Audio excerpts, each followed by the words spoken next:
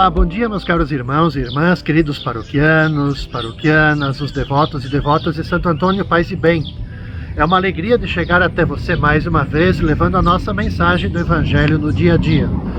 Ainda estou aqui no Rio Grande do Sul, de férias, na casa de meus pais. Portanto, pano de fundo, o panorama aqui é a paisagem, ainda é de natureza.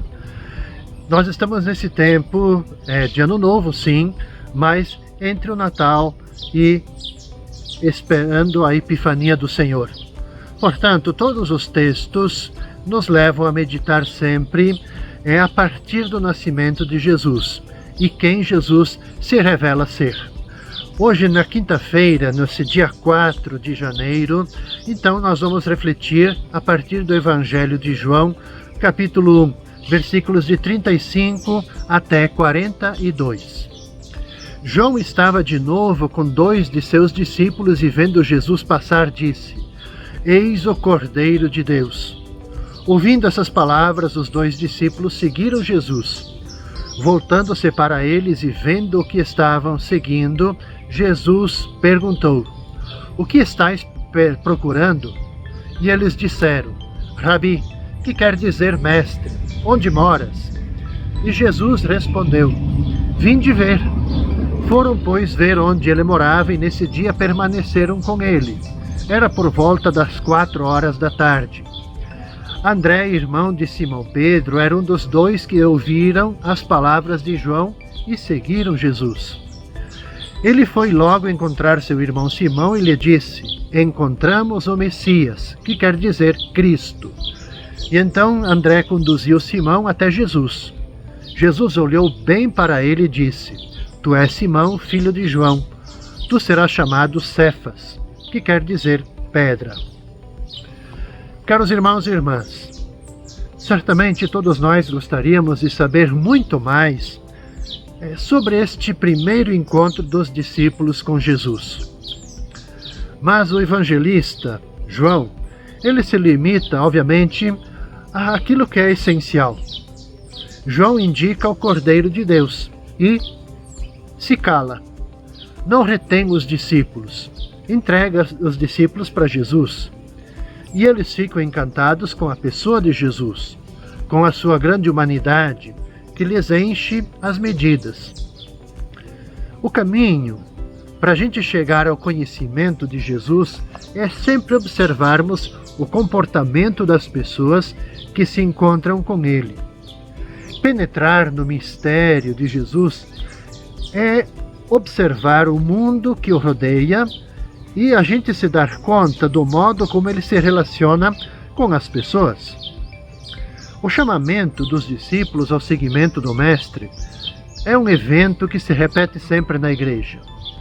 Jesus chama pessoalmente ao discipulado, cada um de nós. E também nos pode chamar a uma particular experiência de vida e de missão com Ele, assim como Ele chamou os apóstolos.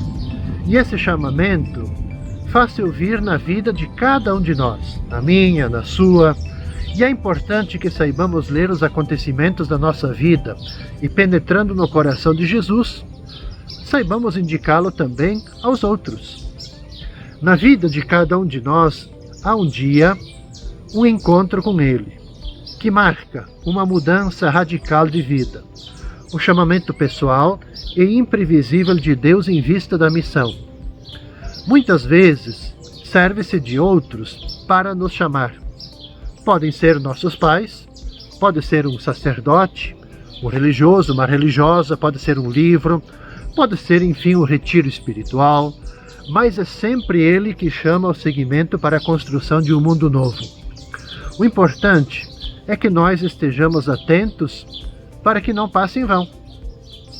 Quando Jesus se apresentou a João, junto ao Rio Jordão, a missão do Batista estava por terminar.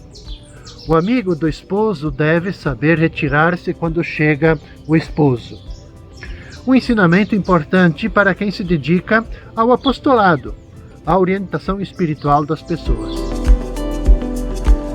Na sexta-feira, dia 5 de janeiro, a gente reza, a gente medita a partir do Evangelho de João o capítulo 1, versículos de 43 até 51.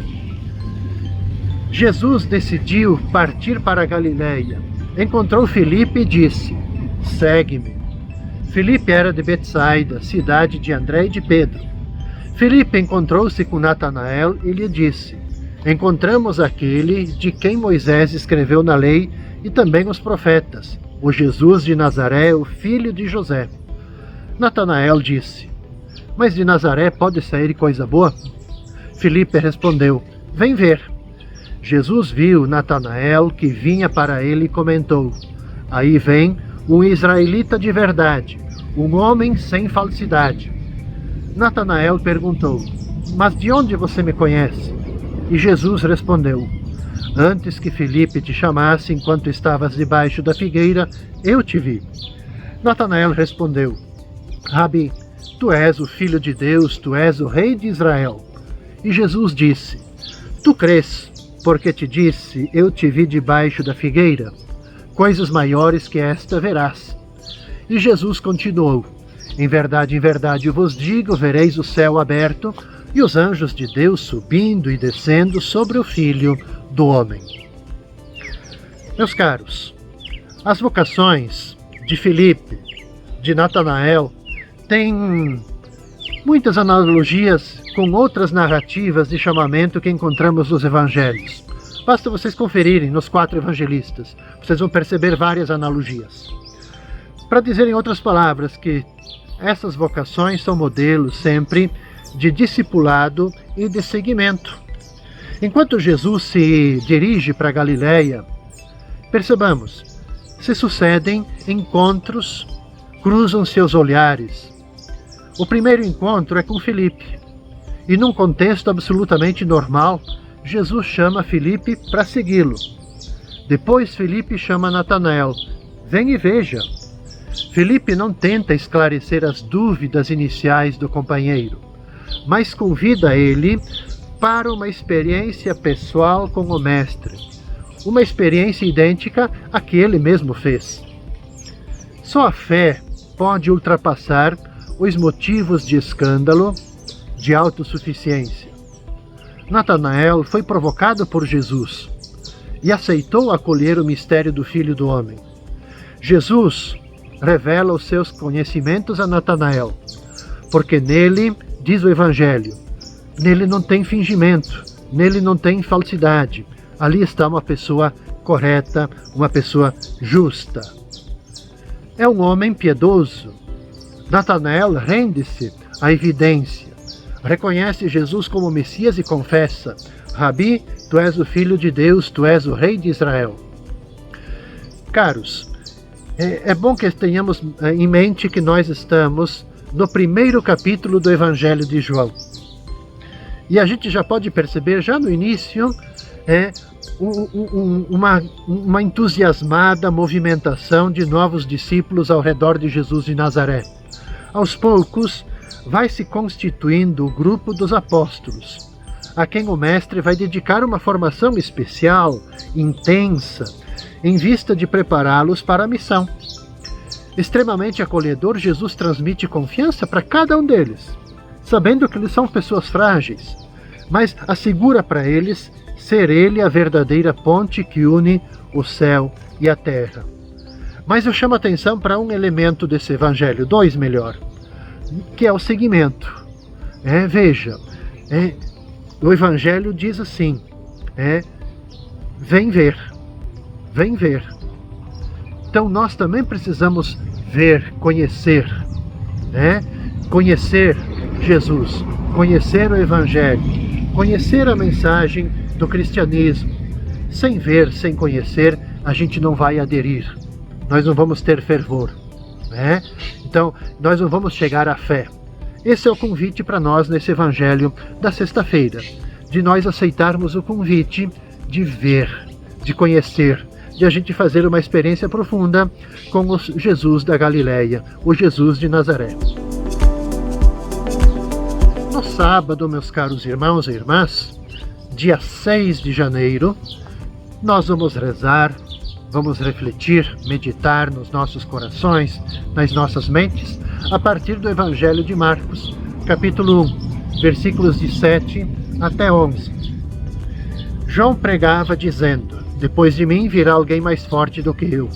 Eu nem sou digno de me abaixar para desamarrar suas sandálias. Eu vos batizei com água, mas ele vos batizará com o Espírito Santo. Naqueles dias, Jesus veio de Nazaré da Galileia e foi batizado por João no Rio Jordão. E logo, ao sair da água, viu o céu se abrindo e o Espírito, como pomba, descer sobre ele. E do céu veio uma voz: Tu és o meu Filho amado, em ti ponho meu bem-querer. Meus caros irmãos, no Evangelho do Sábado, João Batista mostra que ele não quer ser o protagonista da missão. Ele não quer atrair para si as atenções da multidão. Ele sempre fez um caminho de preparação.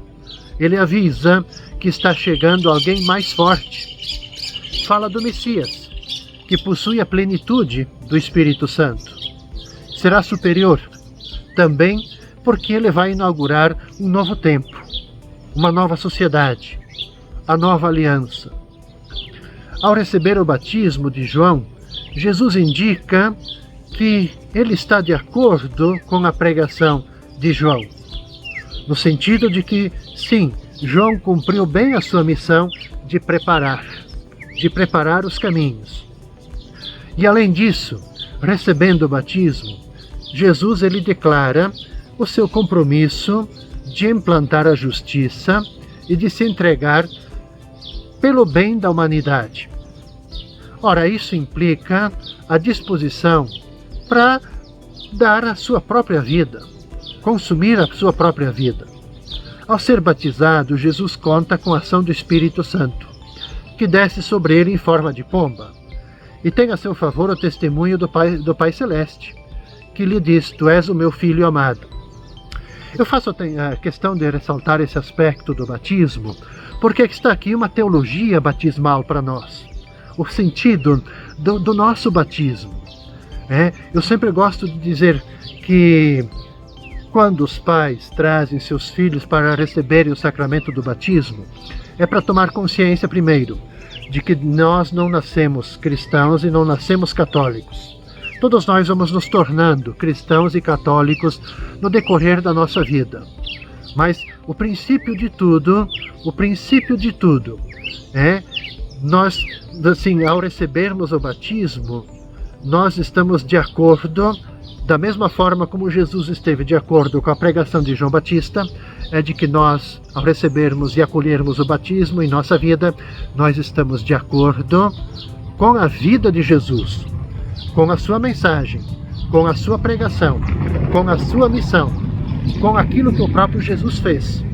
E se nós estivermos de acordo, então o compromisso nosso é de nós também ajudarmos, assumirmos o compromisso de implantarmos no mundo o bem, o amor, a justiça, de sermos misericordiosos, de sermos movidos pela compaixão, tendo também essa certeza que o mesmo Espírito que atua na vida da igreja, o mesmo Espírito que atuou na vida de Jesus, que atuou na vida da igreja primitiva, que atuou na vida da igreja em todos os tempos, é esse mesmo Espírito que também nos impulsiona.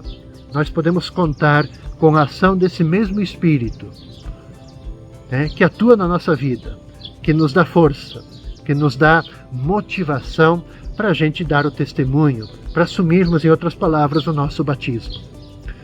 Com essa meditação, caros irmãos e irmãs, eu concluo então o itinerário de reflexões desta semana. Nós vamos nos encontrar novamente na segunda-feira, neste mesmo horário.